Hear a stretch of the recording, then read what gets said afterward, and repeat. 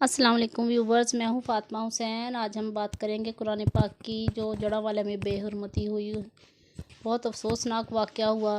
कुरान पाक अल्लाह ताला की वो मुक़द्दस किताब है जिसकी हिफाजत का ज़िम्मा ख़ुद अल्लाह ताला ने लिया है। जो लोग इसकी बेहुरमती करते हैं, उसे जलाते हैं, उसे शहीद करते हैं, नाउज़ुबिल्लाह, हम उसकी पुरज़ोर मज़म्मत करते हैं। अल्लाह ताला ऐसे लोगों को हिदायत बख्शे।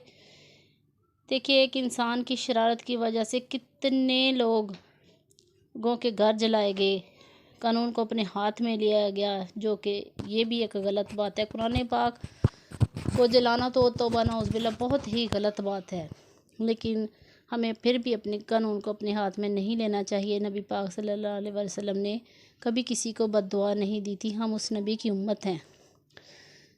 नबी पाक सल्लल्लाहु अलैहि वसल्लम ने फरमाया, ईमान का अव्वल दर्जा बुरा होते देखो तो अपने हाथ से रोको, दूसरा दर्जा हाथ से नहीं रोक सकते तो ज़ुबान से रोको, तीसरा दर्जा ज़ुबान से नहीं रोक सकते तो दिल में बुरा ज़रूर जानो। किसी मज़हब को ये हक़ नहीं कि वो दूसरे को बुरा कहे, मुक़द्दस किताबों की बेहुरमती करे। तौरात, ज़बूर, इंजील और कुरान पाक सब अल्लाह ताला के ही कलाम हैं। तो फिर क्यों मसीही लोग हमारे कुरान पाक की बेअदबी करते हैं? क्योंकि कभी हमने तो अस्तग़फ़िरुल्लाह ऐसा नहीं सोचा कि हम भी उनकी मुक़द्दस किताबों की बेहुरमती करें, क्योंकि वो भी अल्लाह ताला का ही कलाम है। हम सब नबियों को मानते हैं। हमारे नबी पाक सल्लल्लाहु अलैहि वसल्लम ने कभी किसी को बद्दुआ नहीं दी, कभी किसी का बुरा नहीं कहा, तो हम क्यों कहें?